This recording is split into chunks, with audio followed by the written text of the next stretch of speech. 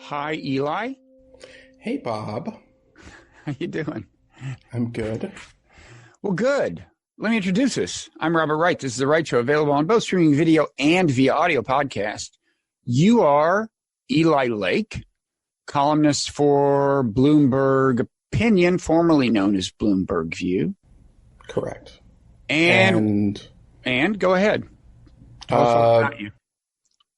I will have, but we're not talking about it, but I will have a commentary magazine piece coming out next week. Related to Trump and Russia. Correct. And that maybe we'll, if we have time at the end, just do like a little tease on that and get people thinking about it 24/7 until it actually comes out. But today we're going to talk about Iran. Yes. I just spent the last few minutes glancing at things you've recently written about Iran on Bloomberg Opinion. And I was reminded, actually, and I mean this sincerely, of how valuable it is, because on the one hand, you have an ideology that I think you'll agree is entirely wrong-headed. No? Right-headed. Right-headed. Sure. No, I'm sorry. No, yours is lake-headed. Mine is right-headed. Yeah. You will agree that if my ideology is right-headed, then yours would be wrong-headed, because we do disagree. I would agree that we disagree on deep ideological questions on America's role in the world. Yes. On the other hand, you are no mere propagandist. You do actual reporting. You don't hide your ideology, but you do actual illuminating reporting, and you try to keep it honest, which is all that any one human being can do. So let's actually start by talking about your most recent piece, which among its virtues tries to answer the question of, like, what is the long-term strategy surrounding the assassination, which you may or may not call it, of Suleimani, the commander of the Quds Force, and the Revolutionary Guard, right? He's the commander of the whole Revolutionary Guard. And in any event, the most important military figure in Iran, I think you'll agree, arguably the second most important political figure, but a very, very high-ranking guy. I don't think he's the head of the Revolutionary Guard. He is the head of the Quds Force, but he is he was enormously powerful. And I agree that he's probably the second most powerful figure in Iran. Okay. Was. And so you have this this kind of theory of the case about, and I don't know if you mean that this is exactly what was on Trump's mind, but this is a justification that we now know was floating around the White House, actually well in advance of this. They've been talking about killing right. Suleimani. And I don't want to profess to know what is in Trump's mind. In fact, I think that it's hard to discern, but I think that Trump thinks that he can get a deal. And I think that Trump also wants to avoid an Iraq 2003 style war in the Middle East. I think his instincts are to end endless wars, as he says a lot. So but at the same time, I also think that the memos that I wrote about from a former consultant at the National Security Council named David Wormser were not arguing for 2003 style intervention in Iran, but rather what I'm calling regime disruption, and that he outlines there is to sort of take advantage of the delicate balance in his analysis of the leadership in Iran, and to kind of put them on their back foot and play into the legitimacy crisis that they face internally. Okay.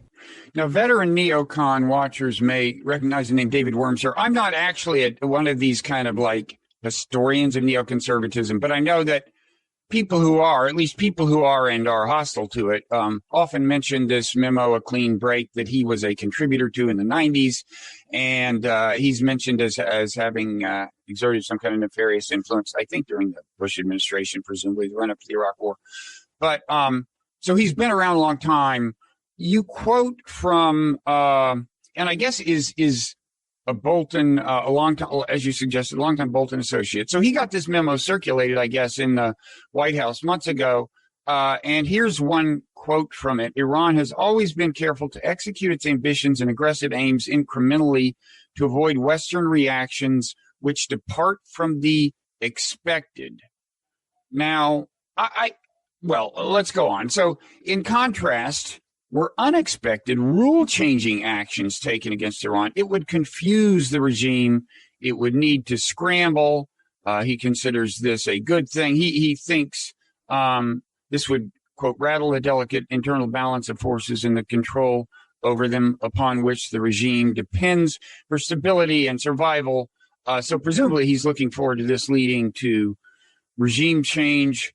Well, regime change, I think he predicts, and I should say that there's a series of memos, and I'm probably going to be doing other pieces on this, so I did not write about everything, but his analysis is that he expects that there will be at some point a potential regime collapse, and he doesn't think that that's something that he thinks that there are things that America can do to try to influence the direction of what comes next, but not in terms of an invasion or the kinds of interventions that we would associate, more directly. Like, the one that comes to mind in the context of Iran, of course, is Mossadegh.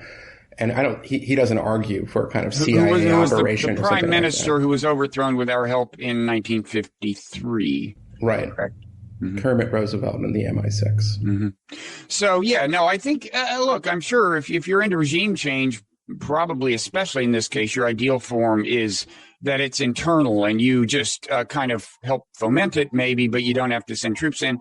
I think, later I want to talk about what war would mean, and I don't think either of us thinks war would actually mean ground troops in Iran. In any event, this is not the Wormser scenario. He's just hoping to kind of, I gather, induce regime change or induce I think he's looking at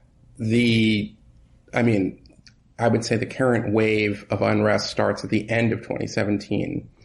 And he is looking at that. And he's hardly alone in this regard. I mean, plenty of kind of liberal Iran analysts, I guess, have looked at this and said, wow, this is different than before because it's widespread throughout the country. It's different strata of Iranian society. And it's not a movement for reform. It's really, they're calling for death of Khamenei. They're calling for fundamental change. And, we know that, there has been a movement in Iran now for some time, but really has picked up steam where they're calling for basically a kind of referendum that would eliminate, the office of the supreme leader and kind of return it to what might be the pre-monarchist, sort of democratic style. Now, it's hard to judge because we see a lot of this on social media, and we know that there is a movement of people, I think they're called the 12 or the 13, that come up and say, I am now part of this 13, who sort of give their names publicly to say we need to have this referendum. And they replace the ones after they're arrested. And that's been going on now for more than a couple of years. But again, there are other very smart people who would argue that, that there's just sort of dissatisfaction, and it doesn't necessarily go in a democratic direction. There are certainly, I think you can't argue that there will always be an element of the population that kind of likes the regime. Mm-hmm. It's messy. I don't think that, I think Twitter is a bad medium, but I think it's important to note that, there are 80 million people in Iran, and they don't all believe the same thing.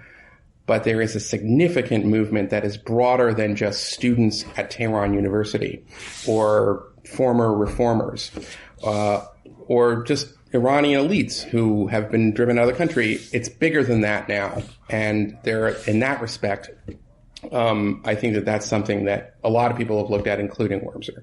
Okay. Now, at the same time, in terms of assessing the kind of how astute Wormser is in hoping that things might unfold, toward regime change of a reasonably, of a not overly tumultuous kind, I guess. You write, Wormser predicted that many Iranians would welcome a strike on a senior commander such as Soleimani. Then you quote from him, Wormser wrote, Iranians would both be impressed and potentially encouraged by a targeted attack on symbols of repression. Now, it seems to me that the immediate reaction to the Soleimani killing kind of suggests that he was off base here. Wouldn't you guess that he was surprised by the nature of the reaction? I mean, by all accounts I've heard, this was a larger and seemingly more heartfelt protest than the regime can turn out on its own. Of course, the regime was going to do what it could to turn out its loyalists, but this was a huge number of people in the streets of in streets of, I think, various cities in Iran. And so don't you think now? Of course, we can talk about what happened later with Iran inadvertently, accidentally shooting down the airline, or whether that validates other parts of his expectation. But don't you think what happened right after the Suleimani thing suggests either that Wormser was wrong, or, well, I'll stop there, and I think it may suggest something else. But what do you think about that? As I said, I think it's clear that there are going to be a segment of the Iranian population that views Soleimani as a kind of national hero, that like his expansionist policies. I don't claim that the people who have been protesting and lost their lives and freedoms, like directly protesting the expansionist war that Soleimani has waged in the region, saying, you know, I think one of the popular slogans since 2017 has been something along the lines of, you know, Iran for Iran, not for Syria, not for Palestine, not for Yemen. So I'm not arguing that there isn't a segment of the population where that is certainly true, that they would view that as a terrible act, and that there wasn't a segment who probably who did like him.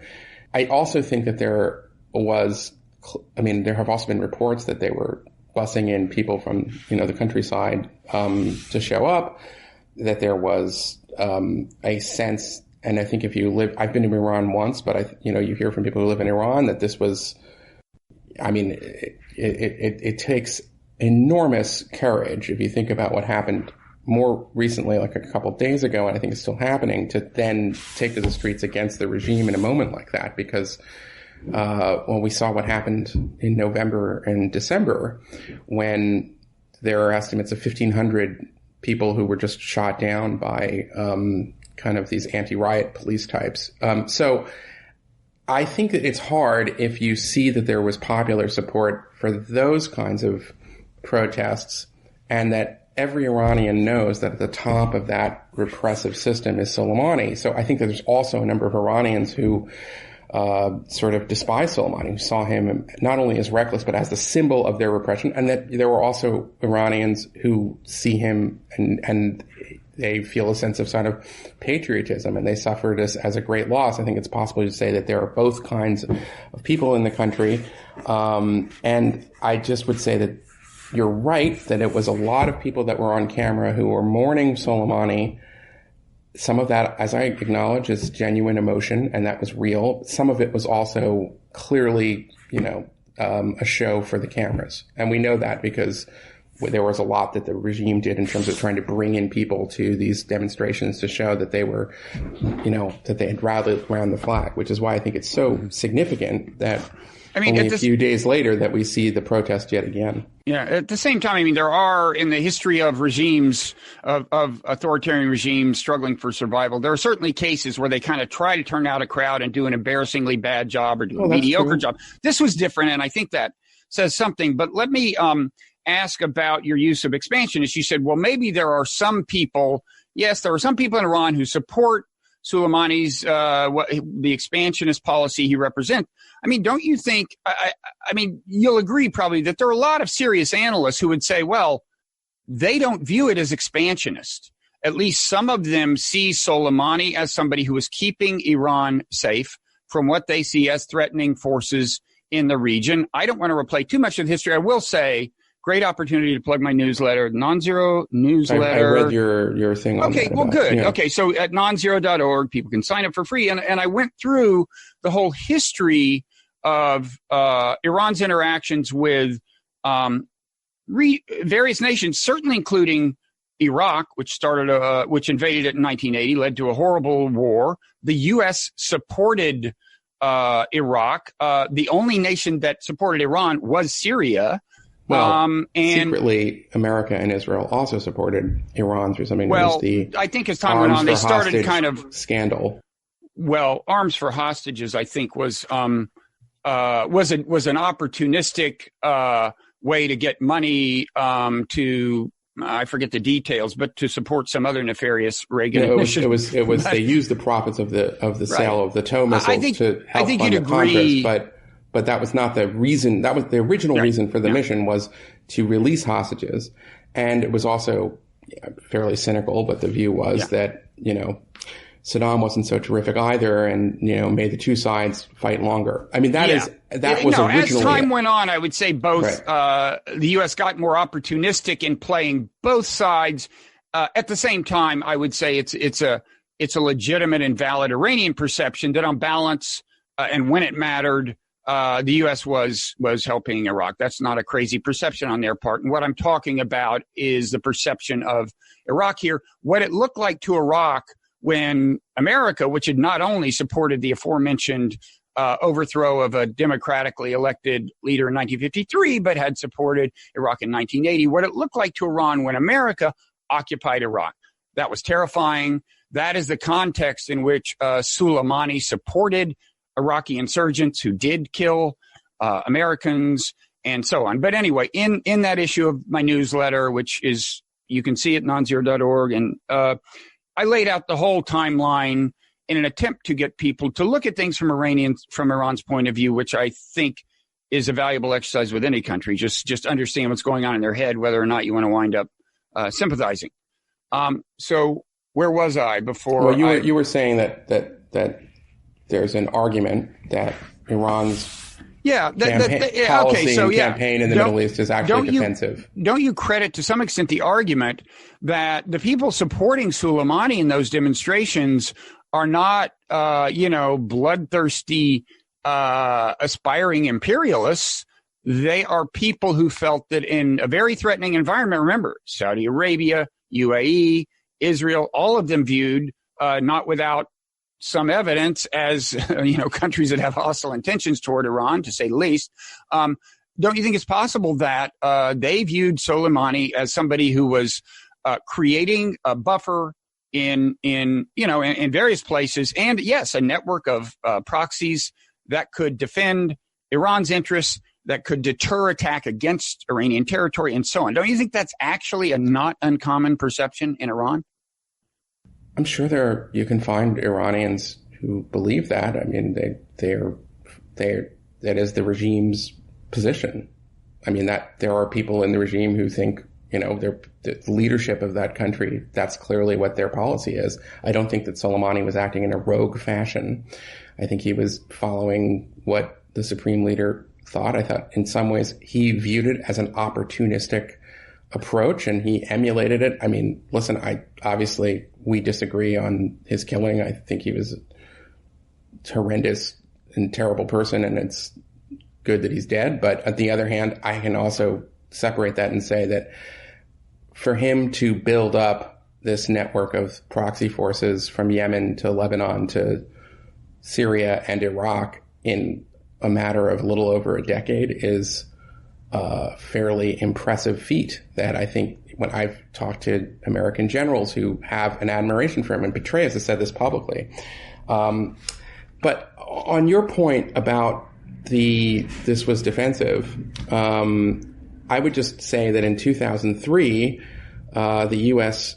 had diplomacy with Iran to make it clear that they were not going to attack Iran, that they were using, at the time, Iraqi Arab Shia forces that had been harbored by the Iranians as part of this future government.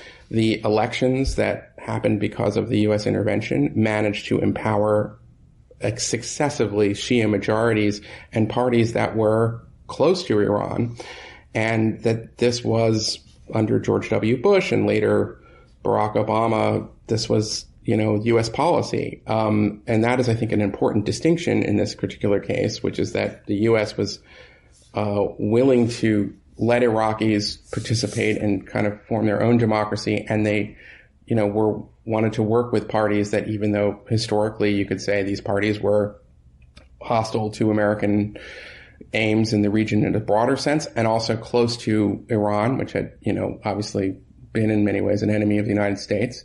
And yet, nonetheless, the approach from Iran really beginning, I guess, in 2003, 2004, was not just to begin to attack American forces there, but the other part of it that I think sometimes is lost is that they created, and you mentioned El Salvador, they created death squads too, that were interested in cleansing Sunni Arab populations. Now, this is in the middle of a horrendous aftermath of the fall of Saddam, where you saw the rise of Al-Qaeda in Iraq that later became ISIS. Can I just interject for people who may not get the reference because they're younger than me? In El Salvador, we decades ago supported death squads that did horrible things. And my point was, look, if we considered El Salvador a threatening place for our enemy, the Soviet Union, to wind up establishing a presence, I mean, imagine what next door Iraq seems like Iran as a place for America to establish a presence. So that's that reference. Sorry, okay, go on. But I guess what I would say is that, those Shia death squads, and, there are many kind of scandals that happened during the Iraq War. We all know about Abu Ghraib. One of those scandals was that the U.S. had worked in the new Iraqi Interior Ministry with some of these death squads that were basically created by Suleimani. And the things that these groups did, blood-curdling, and the difference is that the U.S., I think was chastened by it, and eventually we saw in 2007 there was a change in policy and they went after some of these autonomous groups. But that was in many ways the design. And then to go to Syria, I mean, I think there's a sort of shorthand version of this that, Soleimani was fighting ISIS in Syria. And some of that is in fact true, is fighting ISIS in Iraq as well. But, what also Soleimani was doing was he was fighting he was really just kind of aiding and saving Bashar al-Assad against his war against his own civilians. And if you go to the kind of tactics, and it's not that long ago, and the things that they were doing, we're talking about siege tactics in major cities in Syria that were enabled by the forces that Soleimani had created. And this was many ways part of his design. It's very difficult to just sort of gloss over that. I mean, we've talked about this before. It's not just the killing of innocents. It's the mass starvation, and it's the manner in which this territory was won, which is, again, not something the United States has done since World War II. I can't help but mentioning our economic blockade of various places. Well, it's not the same thing, though. What's that? Including Venezuela, where there truly is a dire situation. But that's not because of including Iran. There's starvation in Venezuela because of their mismanaged economy. Of kind of economic siege, or Gaza for that matter, which is Israel and not us. We're talking about a physical siege, Bob. We're talking about literally making sure that no humanitarian supplies come in whatsoever. And we know that, in this process, we saw this, play out at the end of 2016. I mean, we know that Russian jets, fired on these. But it sounds like you're saying inflicting suffering and possibly starvation on civilian populations via blockade. We know that that's what they were doing. Via blockade is this wholly other moral tactic. And I'm just saying we do it.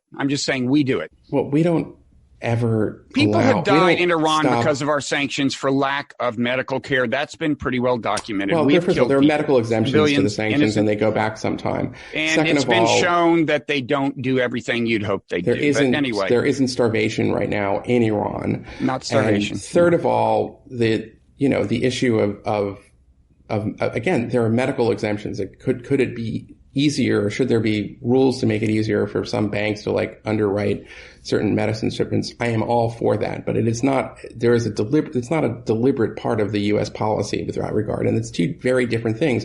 When you surround a city with an army and then you basically sort of stay there and you let them starve. Yeah, that's been something that's been done throughout human history, but at least in the 20th century and the 21st century now, it's something that really does shock the conscience. And keep in mind, also, he intervenes after we know, and then Assad continues to use chemical weapons against his own civilians. So sometimes it's glossed over. He's fighting ISIS, but he's not just fighting ISIS. He's not just fighting ISIS. No, obviously, yeah. Obviously they wanted to support the Syrian regime. again, Syria is the only country that had defended them. And as the U.S. has been repeatedly in history, they were willing to, I'm sure they weren't subjecting the leader they were supporting to some kind of tight moral scrutiny when they thought that he could be useful or even vital to their national security. There's no doubt it wasn't just about fighting ISIS. I don't know anybody who has claimed that.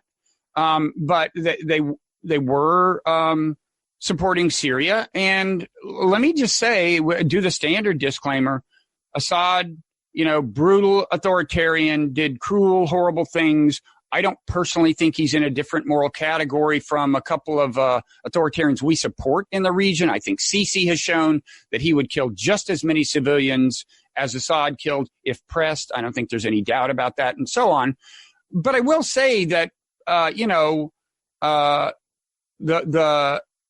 whole business of he killed his own people. Well, it was a civil war. In a civil war, and again, he's brutal, horrible, not the guy I would root for. But in a civil war, that's always what happens. Both sides are killing their own people. I disagree. I think that it's not a civil war where both sides are equal, even though over time... No, I didn't say they were equal. I would just say that... Over time, we know that jihadists took over the opposition to Assad, and that obviously posed its own sort of massive problems in terms of the U.S., because the U.S. did have to go after the Islamic State. But my point is that when it started, they were inspired by the kind of democratic revolutions throughout the Middle East and the rest of the Arab world. And the response was suppression. Horrendous suppression. And it got worse and worse and worse, to the point where I don't think that much was done necessarily at first, but once I think there were starting to be evidence of the use of chemical weapons, which is an important, I think it's important that we have a prohibition against that there are going to be consequences if you use those chemical weapons. It is Russia and Iran that rushed to save the person who used that. So, I mean, of course, Saddam Hussein was using chemical weapons when we were supporting him in the Iraq-Iran war. We knew he was using them, so I'm not seeing a huge moral distinction here between Iran and us. I think that and he was using them, by the way, on a much weapons is a terrible thing. We shouldn't have supported him during that. Saddam Hussein was using them on a much larger scale. Okay, and we were supporting. Now, fine, you can say, well, we shouldn't have been supporting him. Okay, but once you've made that concession, what I'm saying is I don't see how you can keep putting Iran in this whole other moral universe from us if you have to keep conceding that we do the same things they do. Well, I really think that the moral universe question is not the right one. I think that it's fair to say that Iran is not interested in, is a revisionist power in the Middle East that has sought to expand its influence. And, we know, in Yemen, their assistance to the Houthi rebels is responsible for toppling a UN recognized government, a crappy UN recognized government, but a UN recognized government nonetheless. And in that respect, they're interested in remaking the Middle East and being kind of the great regional power. And there are a number of American allies who don't want that.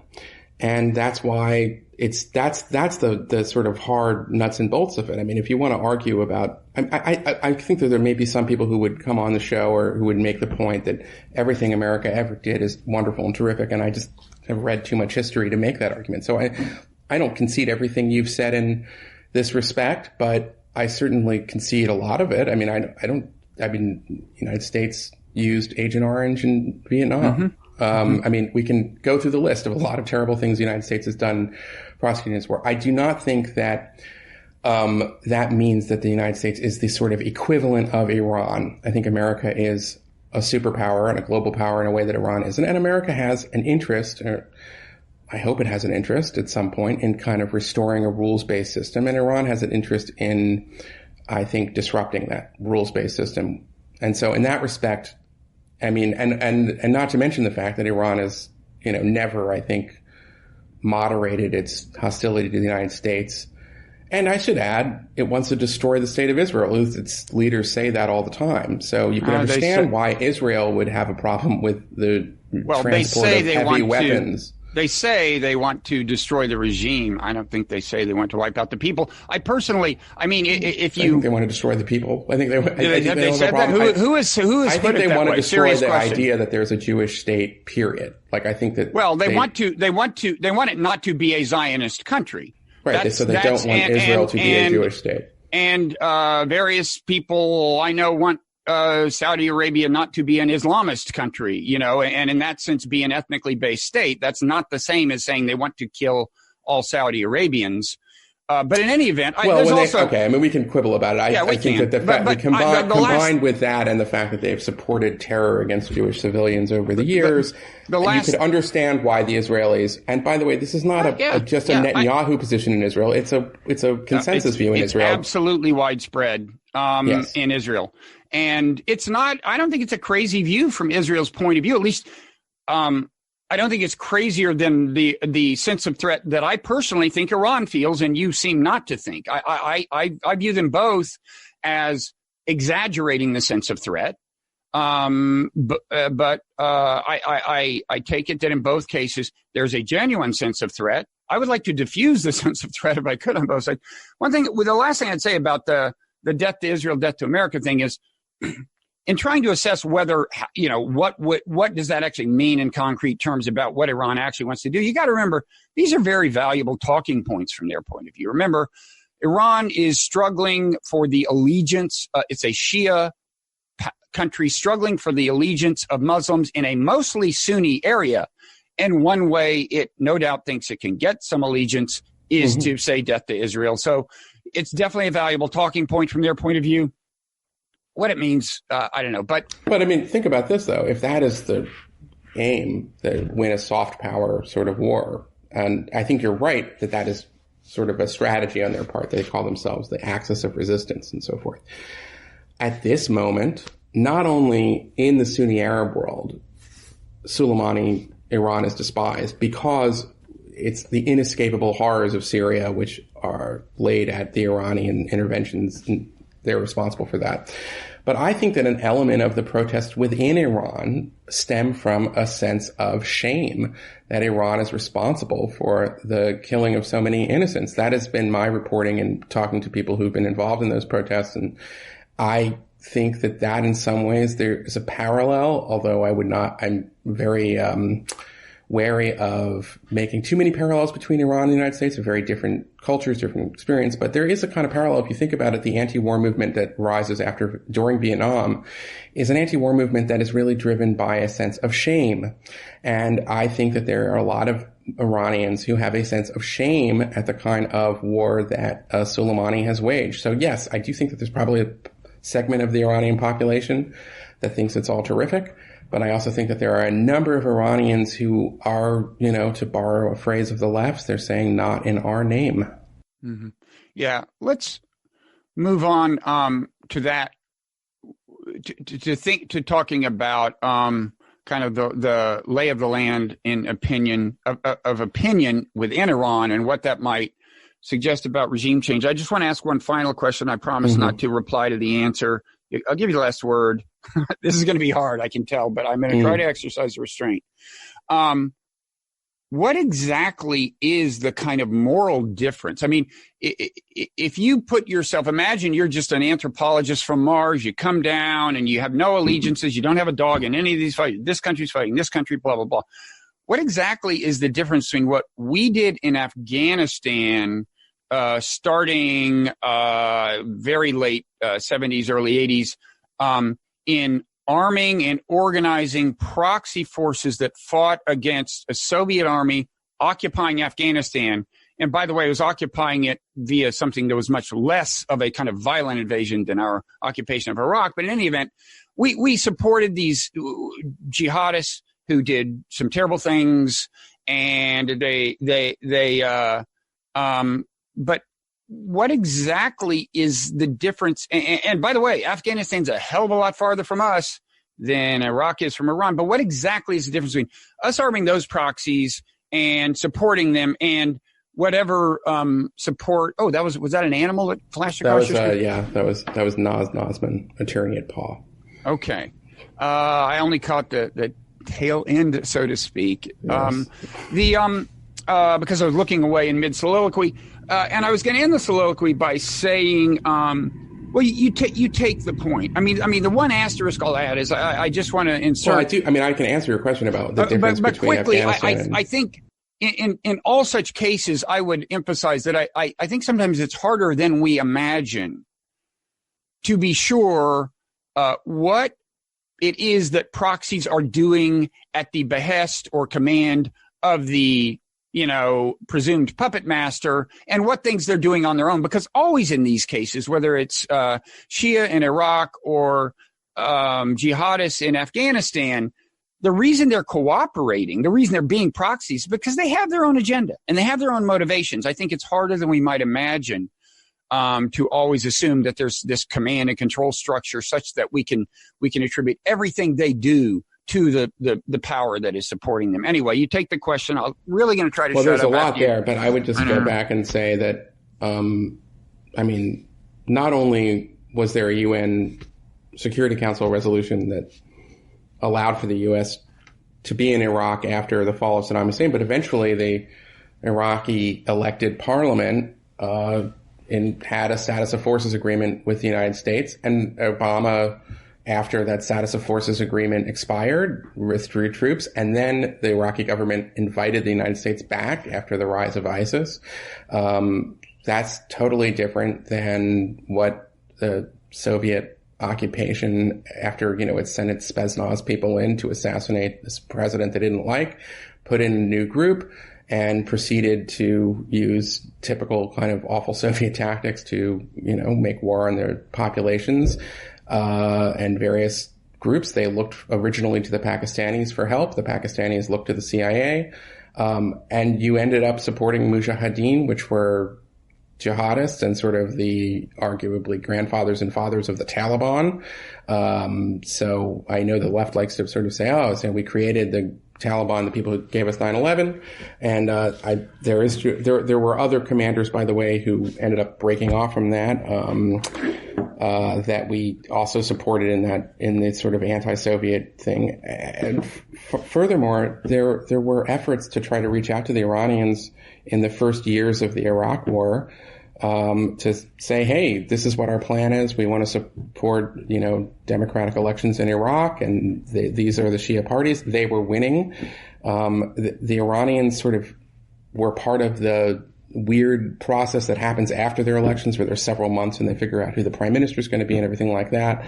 I just think it's in some ways entirely different. And the other thing I would just say is that there is not evidence, although I could go back and I'm happy to be proven wrong, but I don't think there's evidence that the mujahideen that were supported in the 1980s by the CIA were engaged in the kind of widespread ethnic cleansing that the Shia militias that the Iranians supported were doing as well. So there wasn't like an effort to expand a Pashtun influence in this sense. Iran and Afghanistan are very different countries in a lot of ways. But I just think that those are important distinctions. Yeah, I don't know the details in either case. And in keeping with my vow not to issue a reply per se, I won't issue one. I'll just bracket my repetition that you can't always attribute everything so-called proxies do to their supporters. And the other thing is if we had time, I would get into a little bit more the process by which the quote democratically elected post-invasion government of Iraq was created. You might argue that we did a certain amount of shaping of the outcome of things there, but that we should move on. I always point this out though, that yes, of course there was shaping after there was a vacuum. You had to create this coalition provisional authority. There was a number of things that you were sort of starting with ground zero. There was the big de-Baathification order. All of that, of course, America is influential, but at the end of the day, it supports a system of successive elections where political parties that were not copacetic or not by any means puppets of the United States ended up winning. Mm-hmm. And this is why I think I'm in the minority among, journalists and analysts and pundits right now, but I don't necessarily think that you're going to see the next Iraqi government, as I think we both know, Abdel Mahdi as a caretaker, he had formally resigned in the face of these significant protests before all of this happened, that they would necessarily ask the United States to leave, because I think a lot of Iraqis and a lot of Iraqis sort of elites don't want to be wholly dependent on Iran for their future. They like the but idea. the parliament did already vote that we should leave, right? Well, and I would say we should do it. Parties, legislators were not there. It was but it didn't matter because it was a majority of the entire parliament that voted yes. They could have showed up and voted no. They still would have lost. So the parliament has voted that we should leave. And do you think, since we respect democratic values in Iraq, we should leave? It was a non-binding resolution. There's more of a process to it. And the prime minister that ends up being, my view is if they end up voting and that's what they want, they want, sure. What I'm saying is I think that we'll see in a new government, as things tamp down, you'll see kind of what we have as the small U.S. forces that are not in the cities, that are not doing any kind of patrols or anything like that. And that I think that there is, I mean, we'll see. I would suspect that you will not. No, they're not doing any patrols. They did recently kill a high-ranking Iraqi military commander. They've killed a number of Iraqi militia members. That's what they're doing in Iraq lately. I can see why Iraqis would be kind of pissed off, or at least some large number of them. You cannot deny. What I'm saying is that the prime minister, we know, had already resigned. He's a caretaker position. There's going to be a new prime minister. And we know that the vote was non-binding. And what I'm saying is that I think once things calm down, they will realize that it's not great to only have one foreign power in the country, and that would be Iran. Okay, one reason apparently they're going to think it's not great is because it has been reported that we threatened them and said that if they kick our troops out, we are going to use our central role in the global financial system. No, Trump said that explicitly. Right. Now, do you favor that, or are you against that? I think that's unnecessary. I think it's bluster. I don't think he should do that. And while we're at it, I don't think he should bomb cultural sites, which he backed away from. But apparently we are doing that. And it was reported before he said it. I mean, we are actually sending the message to Iraq. We are going to put the screws on you financially because we control an important nexus in the world financial system if you kick our troops out. And well, I mean, I'm not entirely sure that that's real. I think the president said it, and I think it's one of these things that the president says a lot of outrageous things. But it's not just that he said it. It was reported that the message had been sent through other channels, hasn't it? Didn't the Wall Street Journal report that? I mean, I got to go back, but I'm sure the president has sort of said he's in a fit of pique, said all these things. I'm not entirely sure that that's. I mean, I hope that is not the policy. If you're asking me what I think the policy should be, I think the United States should wait, sort of let things calm down to sort of see where they are. And I think you would find that there is more of Iraqis, I think, have an interest in making sure, in seeing that there's a kind of de-escalated balance between Iran and Iraq in their country. And I mean, again, I think that the recent sequence, I mean, you have those three timelines in the newsletter about looking at, why Iran might do what it's doing. But I have to say that, I think Trump did show the restraint in June when he didn't respond to downing of the drone. And then we saw the attack on the Saudi oil fields. And then we've seen these stepped up attacks against U.S. positions on, I might add, Iraqi bases. So Iran fired an Iraqi base as well. Fortunately, no one was killed. And, what you would call Iranian proxies. We don't know for sure where exactly, but the presumption is it was Iran supported Iraqi militias who fired that rocket, right? Well, okay, so we're talking. Okay, let me say, I was talking about the Iranian response to Soleimani. Oh, I'm sorry, I got mixed up. No, Iran definitely wanted to send the message. Iranians supported Iraqi militias. Yeah. Fired on a position, an American died. That was always the red line that Trump had said explicitly and sent through many, many emissaries, including Japanese Prime Minister Abe, that, no American's blood should be spilled. It was. And I think that the response was, all right, well, we have not responded militarily. We are going to respond militarily. And as you point out, it was first the Kataib Hezbollah bases in Iraq and Syria that were hit. Then there was this overrun. It wasn't a protest. It was an overrun of the U.S. Embassy in Baghdad, where they were effectively held hostage for 24 hours. It was a controlled overrun. I mean, they didn't kill anybody and they withdrew. They were clearly sending a message. Reception room, and it was a very clearly scary sending situation. A message, violated the perimeter. Yep. Right, and all of that stuff. And I think that the response was, all right, well, I'm not going to have a Benghazi on my watch. And so he escalated, I would say, 3 or 4 rungs on the ladder. And the idea would be that a sort of a jump in escalation is meant to deter. As I wrote, David Wormser and others have been arguing that this would be a response back when they were sinking or they were disabling tankers in the Gulf. But I'm saying what Trump, until that point, sort of wanted to have a negotiation. He used economic means. And we can talk about the economic sanctions. In fact, we should, because I might surprise you with sort of my thoughts on this. But there wasn't a kind of in-kind response. And I think that he chose that option at that point based on, reporting, but also what's been reported and sort of out there as to sort of saying, all right, enough is enough. And this is what's going to happen. And then Suleimani kind of, arrogantly, given the fact that he, was involved in planning this escalation, according to what almost everybody was saying. I'm not co-signing for this idea that he was in the plotting attacks on 4 embassies or something like that, which has not been confirmed and and just briefly, do you agree that this administration claimed that we have evidence of a, quote, imminent attack, and yet we don't know when or where it was going to be? Well, if you don't know when it was going to be, are you sure imminent is the word? Do you agree that whole thing kind of reeks of dishonesty? I don't know. I would read the really good New York Times TikTok. I think it was the New York Times Magazine that came out a couple days ago. And then they have sort of some stuff that I hadn't seen before from Gina Haspel, the CIA director. And I think you saw all of the top people, all of his national security cabinet support this option.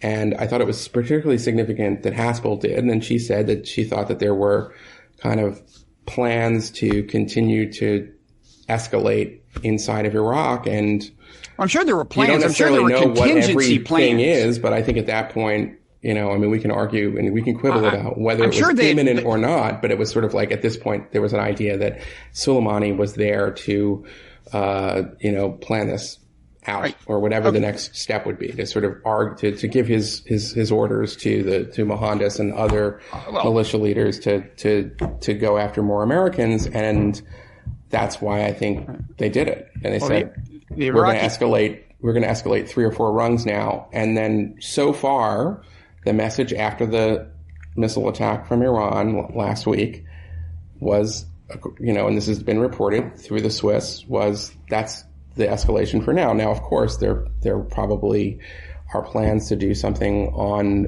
in the gray zone in this through other proxies. I wouldn't be surprised if we saw more of that, but at least for now, the threat of it turning into a hot war has not happened. And, I think that deterrence in this case appears to have worked for now. Just quickly, of course, the Iraqi prime minister said Soleimani was there to, among other things, talk about rapprochement between Iran and Saudi Arabia, which would have been a nice thing. In any event, I'm sure there were plans. I'm sure there were plans, at least in the sense of contingency plans. Any responsible military commander, as Soleimani was, who is engaged in what he thinks is a kind of a carefully calibrated tit for tat exchange for signals and so on, is going to have plans about what he will do if the U.S. does that. And to me, it sounds entirely plausible, given the fact that they say, we don't know when, we don't know where, that they took chatter about contingency plans as something other than chatter about mere contingency plans. I haven't seen anything that would disabuse me of that notion yet. But in any event, of the various places we could go, and I forget where we were going when we went to where we just got. But, well, let's just quickly, let's say right here, because there is this quote in the Wormser piece. And I mean, the Wormser analysis is interesting because you could take it as lending a kind of real coherence to what Trump did. What Trump seems to have done is be a very unclear and unreliable signaler, right? It's like you attack the refineries, you shoot down a drone, he does little, if anything.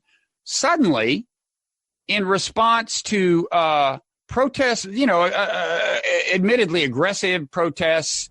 Can we say the idea that it was protests is okay? Fine, whatever you want to call it. We know the facts. Overrun of the U.S. embassy, where everybody was basically a hostage for 24 hours. Overrun and withdrawal from parts of a very vast U.S. embassy that is itself in response to Trump killing 25 people. Okay, and it kills no people, and Trump responds by doing this mind-blowing thing, which is precedent-setting in terms of killing a high-ranking military commander, de facto military political figure in a foreign country, assassinating one. I think that's totally unlike anything U.S. has done in my life. Anyway, I think you'll grant that some people could read this as Trump being guilty of just erratic signaling. It's like, dude, if you want them to stand down, respond incrementally when they escalate incrementally. That's the way the game is supposed to be played. Now, the Wormser analysis gives you the opportunity to read Trump's seemingly uneven signaling as this genius move to just gaslight Iran, right? Which is what Wormser kind of wants to do. Like, whoa, what the hell kind of universe are we in? It's like we're like the rats in the learned helplessness experiments where there's no correlation. I don't think that's how between what you do as a punishment. That's not how deterrence works. I mean, the deterrence is supposed to. Deterrence is supposed to be like, I'm going to demonstrate that I'm going to do something really awful that you value. Right, like you can count on what I'm going to do in response to these things. Don't ever trespass on my embassy again. I think that's the idea. Deterrence doesn't work the way you said, incremental for incremental. It works with, escalation to a point where, oh, wow, we really crossed a line. We better not do that again. So in that respect, I think it works within the context of coherence. The problem is that Iran, because it doesn't exercise its statecraft in a traditional way, has has shown no compunction in its history for attacking what are known as soft targets. That's what I don't see. What's so non-traditional? I mean, it's funny. There's a line from Wormser. There's a line from your piece about Wormser. Well, it's a quote from Wormser. Iran has always been careful to execute its ambitions and aggressive aims incrementally to avoid Western reactions which depart from the expected. Well, that's the way states are supposed to do. Play in general. That's what we call a rational actor. And yet the whole premise of the campaign against Iran is that they're so irrational that if they had a nuclear weapon, they would use it to commit national suicide, knowing that the country would be destroyed. Right. On the one hand, we're assuming that they are these religiously fervent rogue actors who just can't be trusted. On the other hand, Wormser himself says these guys are very rational actors. Let's make them. Let's convince them they're in a non-rational universe. That's what he seems to be saying. Let's dissect. When I say they do not act like a normal state, what I mean is that they have largely pursued their goals through supporting terrorist groups that do things like car bombings, suicide bombings, etc. And that goes back to the 1980s. So that's A. So that's other nations in the region don't do that, you're saying? Israel doesn't do that? Saudi Arabia doesn't do that, you're saying? Israel doesn't support foreign terrorist organizations. Sure they do. They supported the MEK when they assassinated the nuclear scientists in Iran. Israel has had a kind of weird, shadowy relationship with the MEK in terms of trying to get information about Iran's nuclear program. Some of you don't think Israel was connected to those assassinations at all? Israel conducted assassinations in Iran against nuclear scientists, but not through the MEK. Oh, okay. Well, they committed the terrorism directly then. Well, terrorism. I mean, I don't know. Like, I think if you're like a nuclear scientist at a university in Iran, if you're the wife of a nuclear scientist that gets offed, I think you're going to call it terrorism. Okay. I would say that there is a difference between that world of where Israel is conducting these kinds of assassinations against nuclear scientists and other kinds of disruption of their nuclear program with, I don't know, Hezbollah in Lebanon that, destroys embassies and does car bombings and things like that. And there's a difference between but what's the groups difference that have that sort of make their name by deliberately targeting just lots of civilians, and then somebody who's a nuclear scientist in a weapons program that is aimed at, if you're Israel. Well, actually, at the point, it's totally unclear that at this point there are good grounds for calling it a weapons program, although in the past Iran had been pursuing a weapon. Okay. But that aside, it's like Israel has nuclear weapons. Sure. Okay. So they clearly don't have some kind of moral stance against nations possessing them. Their position is we get to have them and not join the non-proliferation treaty, whereas any other nation that might think about acquiring them and leaving the treaty, not being party to the treaty, we get to assassinate people in their country to prevent that from happening. No. Israel does not have a global non-proliferation program of assassinating nuclear scientists in Pakistan and North Korea. I'm just saying, how is this one thing not terrorism? Only in Iran. And the reason that they're in Iran is because from the very get-go, since 1979, its leaders have been unequivocal in saying they want to destroy Israel. And I don't see how and have shed Jewish blood in pursuit of opposing Israel. That's why. If you declare your policy is, I want to destroy Israel, and you pursue a nuclear weapon, then we've talked about the actual meaning of that. But well, I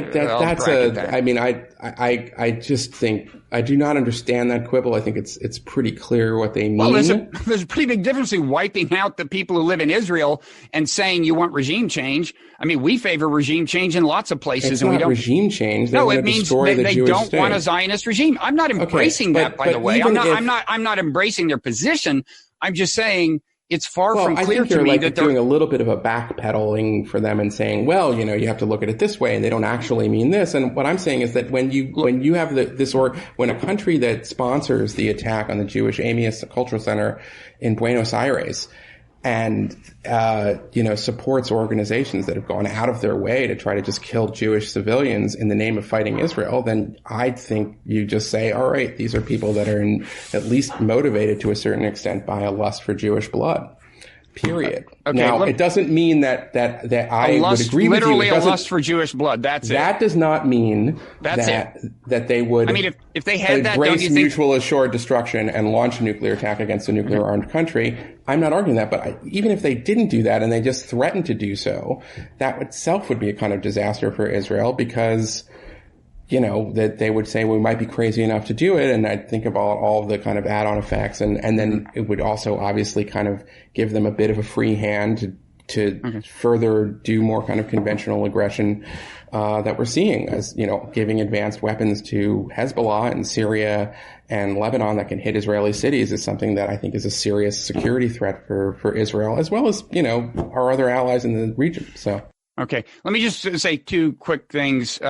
Sure. One that'll maybe get me into more trouble, and one I hope will get me into less. But as for the synagogue bombing in Argentina, obviously one of the most horrible terrorist acts ever.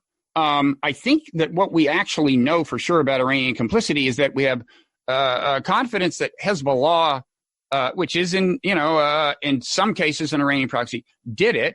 We have reason to believe that it was done in retaliation for an assassination of a Hezbollah figure by Israel.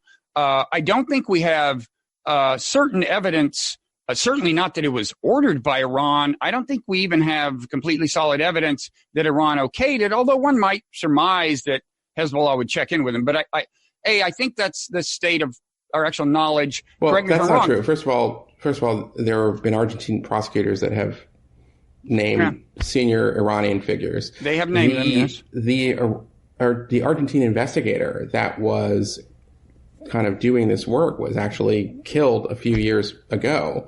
So I don't think you can. I think we can. We have to say that Iran is culpable for something like that. Okay. The other thing is just that when I question whether what Iran is saying about Israel means they actually want to wipe out the people or even, have a war and bomb a bunch of people. I actually don't.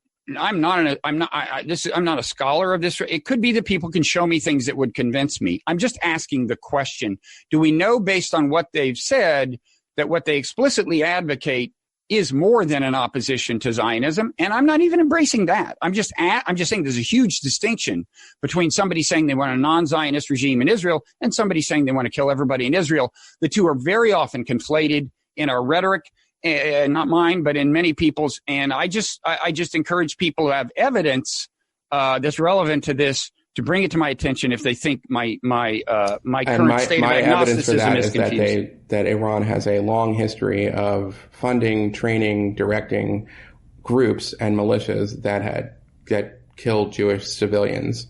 So that, I think, is an important bit of context for the rhetoric of their leaders, which express a desire to end the state of Israel.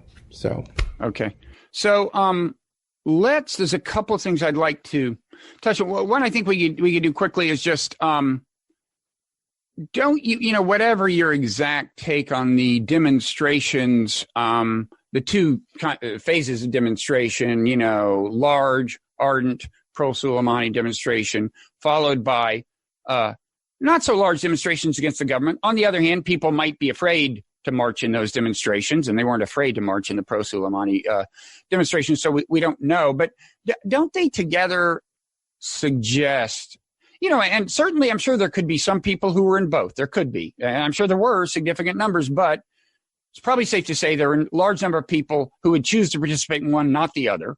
Doesn't that suggest that hopes for some kind of smooth, peaceful, internally induced and perhaps externally fomented regime change, hopes that could go smoothly or lead to a happy outcome anytime soon, may be simplistic? In other words, we like to think that the Iraqi people want this, the Iranian people want this, and people who support regime change say the Iranian people want regime change.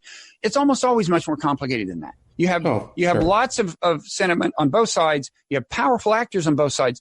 So you often wind up with an enduring civil war rather than some kind of peaceful regime change. Don't you think there's good reason to believe that? Well, no, because the opposition to the regime has been almost entirely nonviolent. There are groups, you mentioned the MEK, and there are other groups that have committed terrorism over the years against the regime. And those groups are not welcome in the current sort of loose confederation that's largely leaderless civil society organizations now. We also know that they have an aim which is easy to understand and I think easy to support. They want a referendum on the Iranian constitution, essentially to eliminate the power of the supreme leader and the notion of Elid al-Faqih, which is that there should be an unelected clerisy that would approve laws that are supported by the parliament and the legislature. The appeal of this particular model is rooted in Iranian history and its, first modern constitution. And it is something that seems to have widespread support and has been an idea, by the way, that has been discussed since really the late 1990s with the reformist president Khatami and so forth. Now, the difference now, and this is important, is that for a while, let's say from Khatami until, I would say from Khatami to the Green movement in 2009, there was a belief among most people who wanted to change the system to try this route of reform. The problem is that reform was so threatening to the people who had accumulated and amassed power inside of Iran's system that they jailed, exiled, or killed the leading reformers. To this day, the two main political leaders of the Green movement, Mousavi and Karabi, remain under house arrest. Montazeri, who was a cleric who supported Khomeini in 1979 and then came to say that the system was becoming too radical and that there needed to be a kind of allowing for, a real democracy and more accountability, and there should be more political power invested in the Iranian president, died under, house arrest, basically, was silenced and so forth. So these figures who tried to work within the system failed because of the sort of brittle and uncompromising nature that we have to sort of chalk up to Khamenei and the people around him. So they have tried this different route, but this route is not a violent insurrection. It's a nonviolent movement that I think has been effective and hasn't gone away, in part because of the incompetence that always accompanies corruption and autocracy. So the failure of Iran to have a banking system that doesn't end up losing the pensions of so many Iranians, the failure of Iran to deal with its water crisis, the failure of Iran to take the proceeds that it got after 2016 when it's finally agreed to the nuclear deal and reinvest it really in their country, despite what John Kerry said on one of the Sunday shows, to my surprise. These things, I think, have just led to a sense where what else do we have to lose at this point? And I think that the way that that movement succeeds is by co-opting the elements of the security services themselves. And we've seen the model before. It doesn't mean it's going to work, but I'm saying that the way that it succeeds is that, you know, the Basiji commander, the Revolutionary Guard commander, will have relatives who are on the other side of those protests. And when he gets an order to fire on the crowds, and we saw that they did fire on the crowds, by the way, November, December, he may pause and say, I can't do that because my cousin is there, my niece is there. And that is ultimately how that's the best way for these dictatorships to fall. That's the best case scenario. I mean, I would say. But it's worked many times. And it has not worked many times. I mean, before I even talk about what happened in Syria, I'd say that, you know, the good news for your scenario is that Iran is not as brutally repressive as Syria has historically been. Well, we're seeing a lot of brutality right now, Bob. Well, right now, but I mean, come on. We are seeing they've shown their teeth. Well, then maybe, 1,500 protesters shot in the... Look, to the extent that you want to compare them to the Syrian regime, feel free, because I think that suggests that your hopeful scenario is unrealistic. And what happened in Syria is that, yes, the protesters had democratic aspirations. They wanted to do it that way. Initially, there was brutal suppression. In your scenario, there will be brutal suppression in Iran. And what pretty quickly happened was that all of the regional and global regime change supporters, us, European countries, regional powers that didn't like Syria, started arming that did not what became an insurgency. That's not what happened. It was happening by 2013, wasn't it?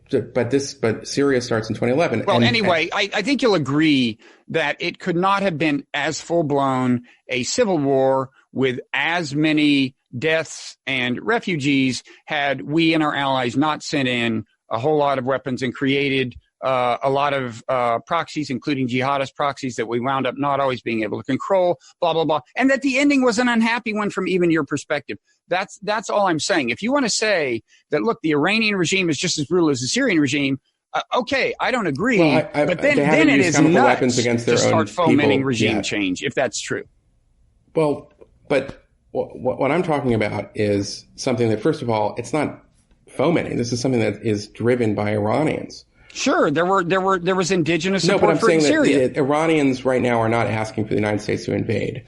I think they're asking for a kind of solidarity, and I think that it's more effective to have solidarity from Europe. We didn't invade in Syria, more effective, frankly, to have solidarity from the American left. We didn't invade in Syria, but once things turned violent, it's very hard to keep nations who support regime change from arming the insurrection. Okay, well, I guess I would say that I don't think that for now, what we're seeing is the movement is asking to be armed. And I think that they are committed to the discipline of nonviolence. And I would say that there are plenty of examples of how this kind of nonviolence works. We saw it in Serbia. In our archives, we have a blogging heads of, I think it's Josh Landis talking to a Syrian protester. You know, I think the guy is in Syria, saying, no, we don't want it to turn violent. We're not going to, it's not going to, don't worry. Well, the person who turned it violent was Bashar al-Assad. Bashar al-Assad turned it violent. Right, but you just said that the Iranian regime is exactly comparable to him, or at least in terms of level of brutality. I don't want to say exactly comparable. The Iranian regime has used lots of violence, and they're pretty terrible in their kinds of repression. But what I'm saying is that the movement itself is so far shown a real admirable and courageous commitment to the principles of nonviolent resistance. I would argue, it's easy for me to argue from Washington, D.C., that is the best chance of success. And I tried to sort of lay out how it would work. If it turns into a kind of devolution where you see armed camps, I think it would be far more likely that you would see elements of the current Iranian leadership turn on each other, as opposed to what we're seeing now, which is a popular movement that is sort of banded together for now elements from all over strata of society. I mean, there's, everything from sort of labor unions to, university professors have joined this kind of movement, and it's become much wider than we had sort of seen before. And I do hope that, I don't think it's that hard for now. I mean, you're talking about, oh my God, I hope it doesn't get to the point where the United States is arming factions in Iran. And of course, I don't think I'd like to see that either. That's a lot of instability, particularly the country with an advanced, nuclear program, if it doesn't have a nuclear weapon yet. But certainly the United States, Europe, people of conscience should begin to support and to pressure the regime to support this idea of a referendum. What's wrong with that? There's enormous support for it right now. Why can't we make that the centerpiece of our Iran policy? Because right now the centerpiece seems to be killing high-ranking Iranians. But right. Let's get back to that. So how likely is this to lead to war? I think we probably agree that Iran's response, I was a little surprised that Iran was happy to say, okay, we've concluded our response without killing any Americans. I thought at a minimum they had to kill some Americans for maybe domestic purposes. But so far as I can tell, their plan is to limit the response that is directly from Iran at a point where, because they don't kill any Americans, they probably don't get American retaliation. But in part because their goal of evicting Americans from Iraq remains, I think we can expect to see proxy attacks of various kinds, and sooner or later Americans will get killed. And I don't know how Trump will react. I mean, correct me if you disagree so far before we get into what would happen next. Well, the only thing I would say is that before all of this, there was unrest among Iraqi Shia against Iraqi politicians. They accused them of selling the country out to Iran. Mm-hmm. So there is in Iraq, as kind of discussed, as we've seen actually recently also in Lebanon, of Iran's kind of arrogance that they feel that they can control our country. There still is a memory among, middle-aged and older Iraqis of the Iran-Iraq War. And I'm not entirely sure. I do think you're right that the Iranians will attempt to seek a kind of policy revenge by pressuring their allies in the Iraqi parliament to really support a binding resolution to kick American forces out. What I'm saying is that Iraqi politics are pretty fluid at the moment, and we may see that effort will fail. They've tried that before, and it did not work. So it may very well be that they've tried what before? They've tried to pressure the political parties that they're close to try to support kicking American forces out. Mm-hmm. And I would just note that Muqtada al-Sadr, who Iraq watchers will remember, was the sort of outlaw cleric and one of the bad guys of the 2000s. I mean, he called for the decommissioning of the Shia militias after the Soleimani hit. And that's somebody who you can never accuse of being a pawn of the Americans. And he's recently been more of a critic of Iran, obviously, right. But I'd say he's an Iraqi nationalist and has some constituency there. That none of this, I don't wish to predict. I think you may be right. He opposed the Suleimani strike, which was... Of course he did. Yeah. And I think every Iraqi is going to, there were some Iraqis who were celebrating, but many Iraqis are going to oppose it because they don't like the idea of the United States, using their country as part of the ground. And killing their people in their country. Okay. I would add, though, that there's also a lot of frustration that they see, as I think is correct, that Iran was trying to escalate inside of Iraq against the United States. So there is it's a complicated view. But I guess what I'm saying is that the notion that a lot of Iraqis would support the idea of kicking the United States out, which would mean that Iraq would really be even more dependent on Iran at that point, is not something that necessarily has mass popularity, even among the ethnic Shia population, which is the majority there.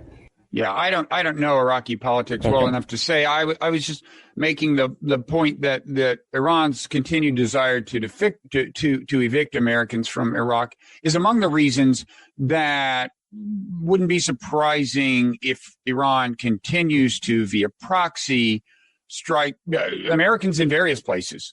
Who knows where? But certainly Iraq would be a likely place. In any event, my point is just that I don't think this is over. You can imagine it escalating to war.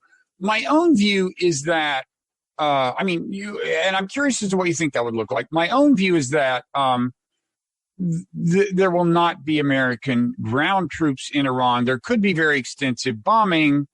I suspect, if you look at the various players who support a harshly anti-Iran policy on the part of America, ranging from John Bolton to Bibi Netanyahu to Pompeo to whoever, they would all be pretty happy if it got to the point of bombing Iran's nuclear reactors, right? Including using bunker busting bombs to penetrate. I guess the most deeply buried, the one that's very deeply buried, I assume is vulnerable to the bunker busters. I don't know, but I think at that point, Fordo. So at that point, I think the various people who have encouraged the policy would be like mission accomplished, right?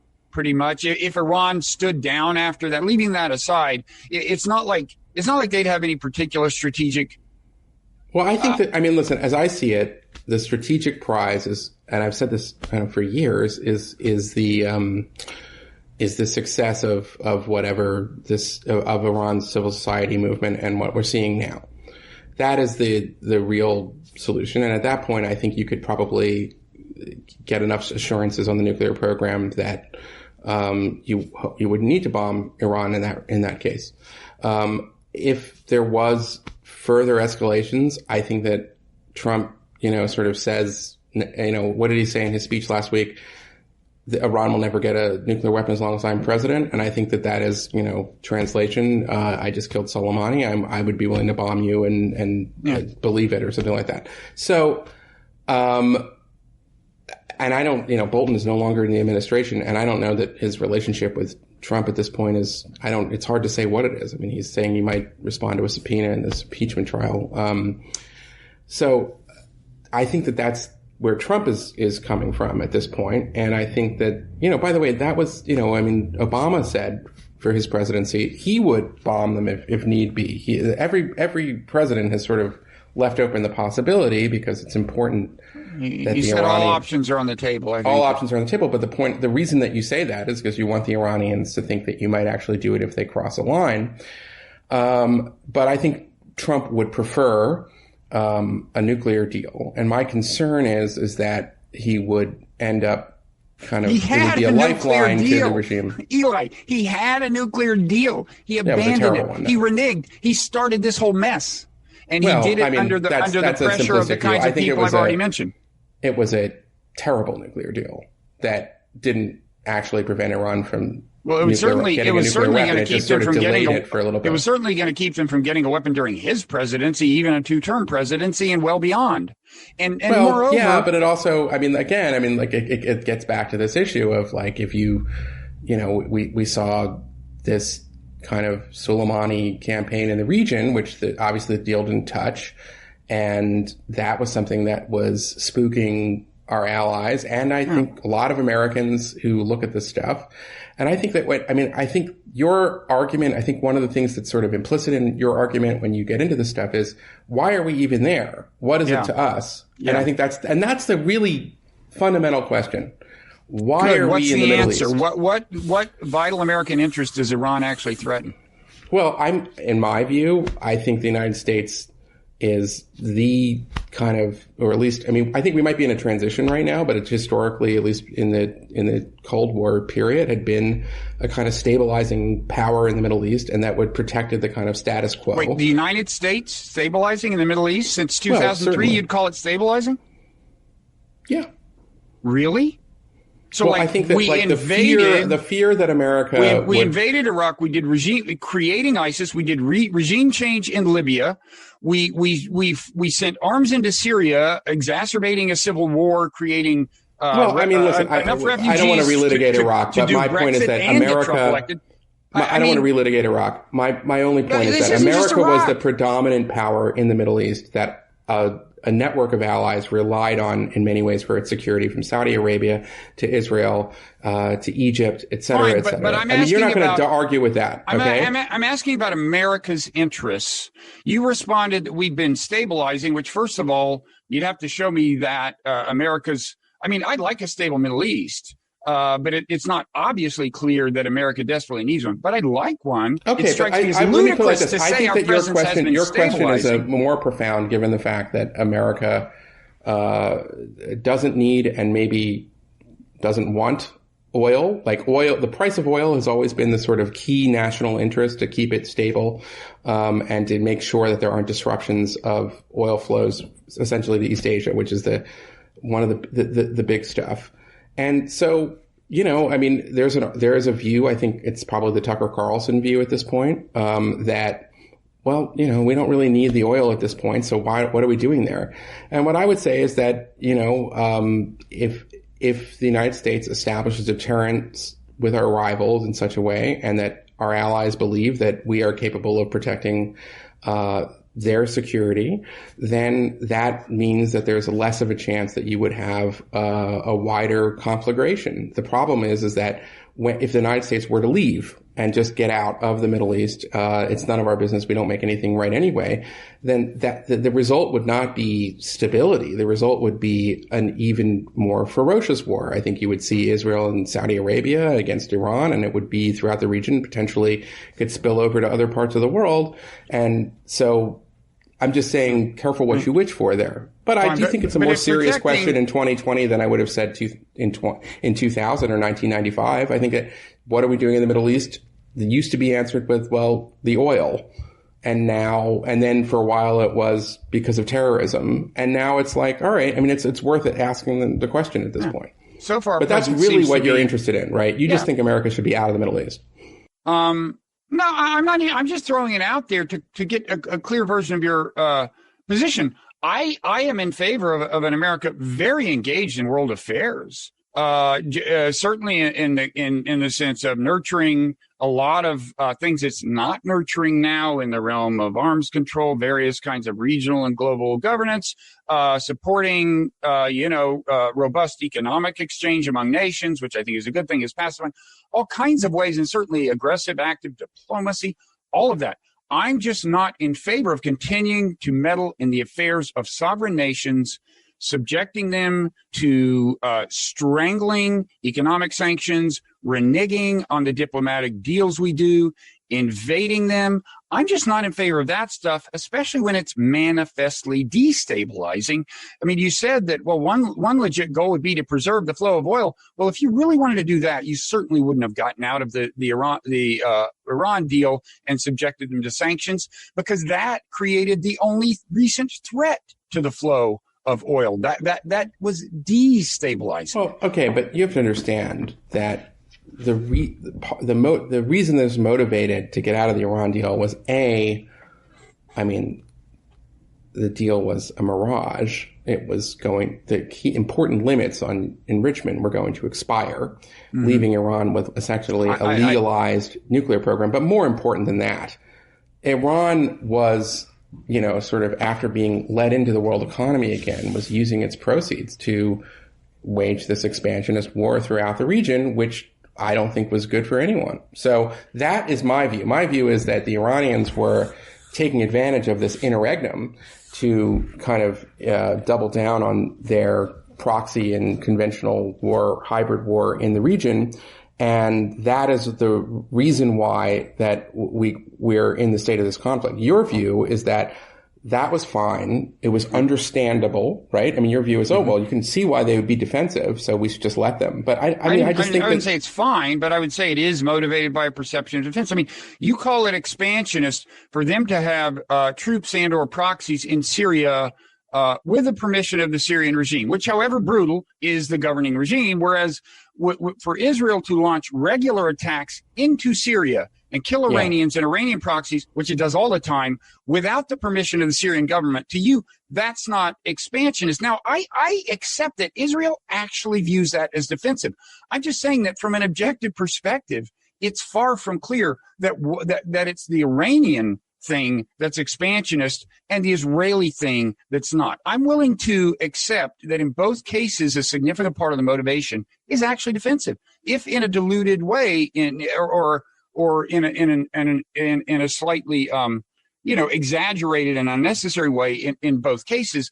But I just don't buy the language of expansionists. As for the nuclear deal, I mean, for the reasons I said, it isn't that de facto both of them are active beyond their borders. Of course they are. And they would like to influence areas beyond their borders. Of course they would, don't we all? But as for the nuclear deal, I would say you're assuming that when it expired 15 years later or something, it would be impossible to get Iran to continue to commit to the non-proliferation treaty, which, by the way, it said it would do. And now maybe it wouldn't, but it said it would do that. And secondly, there is the question of, like, what right do we have to insist otherwise? When Israel, India, Pakistan gets nuclear weapons, we say, well, okay, I guess we live with it. It is their sovereign right under international law if they want to either not join the NPT or leave the NPT. And so it would be Iran's sovereign right. What right do we have just because our allies in the region don't like this country to say, no, sorry, you can't have nuclear weapons and we will do anything, including bomb you, to keep it from happening. I don't see where that's the right. Now, I would like to see a world in which we have a much more robust non-proliferation arrangement, which would mean that all the countries I just mentioned didn't have nuclear weapons. But we don't, and I don't understand why we have the right. I feel sure we don't have the right under international law. I don't see where we get the moral right to behave like that. Well, I think you've overcomplicated it. I mean, we can go round and round, and I actually have to get going because it's like already 12:30. But I hate to. I don't want to necessarily take the last word. I'm always willing to accept surrender on whatever terms. I would say that it's pretty simple. Iran is run by fanatics, and they have a long history of blurring the line between statecraft and terror. And if they had a nuclear weapon, I'm not saying they necessarily launch a strike first, but it would kind of give them a kind of invulnerability and further power to cause even more mayhem. So I do believe that it is America's responsibility, if it's going to remain a superpower, to do all it can to prevent it. I don't think the nuclear deal did that. At this point, I hope that we can have a democratic revolution in Iran, and then I think it would be very easy to deal with this diplomatically. If it doesn't come to that, then I would be in favor of rebelizing their nuclear program. Okay, being the gracious host I am, I'm giving you the last word. Always a pleasure, Bob. Always, and I think we should commend ourselves for having this vigorous a disagreement. I know I get more animated than you probably, so I would also say, I'm sure we have social friends who don't like you, or your friends would say, why would you have me on? And I think in this era where it's so easy that we have a kind of social media of everybody in their foxholes, sort of almost talking to their own echo chambers, it's great to have a discussion with you, where we really do have a very different view of the world. And I try to learn from it, and I hope that we can have more. I mean, I just think one of the problems is that our politics right now, it's like we're having different monologues and nobody's really listening to each other. So I think we can end on the note of agreement that you and I are just what America needs right now, Eli. Hoping. We can also say that on Twitter, you're at Eli Lake, right? It's just your name. Yes. And I'm at Robert Wrighter, Wrighcher, and people should read as I said, read your stuff at Bloomberg Opinion and your forthcoming piece and commentary and so on. Maybe when it's out, we can come back. That one, I think we would agree more on, but okay. I might surprise you. Who knows? But I'd be happy to do it. So let's. Okay. Thanks, right. Eli. Thanks, Bob. See you around. See ya.